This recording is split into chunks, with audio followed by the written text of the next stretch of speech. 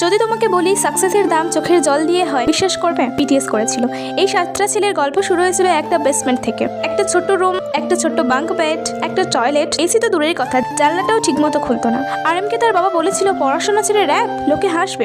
সুগা দিনের বেলায় ডেলিভারির কাজ করতো, রাত্রেবেলা স্টুডিওতে যেত প্র্যাকটিস করতে, পেটে খিদে নিয়ে, কারণ টাকা ছিল না খাবার কেনার। জঙ্কুক মাত্র 15 বছর বয়সে বুসান ছেড়ে সিউলে এসেছিল। মায়ের আঁচল ছাড়া সেই প্রথম রাতটা কেমন কেটেছিল কে জানে। দিনে 15 ঘন্টা প্র্যাকটিস করতো ওরা, আয়না ভর্তি ঘর, কিন্তু নিজের চোখে দেখতো শুধুই ব্যর্থতা। ভিয়ের হাঁটু থেকে রক্ত পড়তো, তবু ক্যামেরার সামনে সে হাসতো। জিমিন না খেয়ে ওজন কমাতো।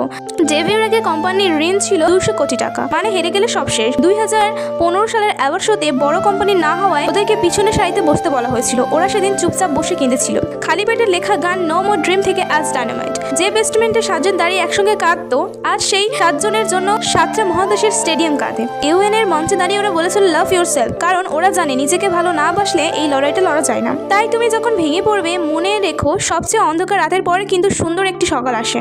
বিটিএস তা প্রমাণ করে দিয়েছে।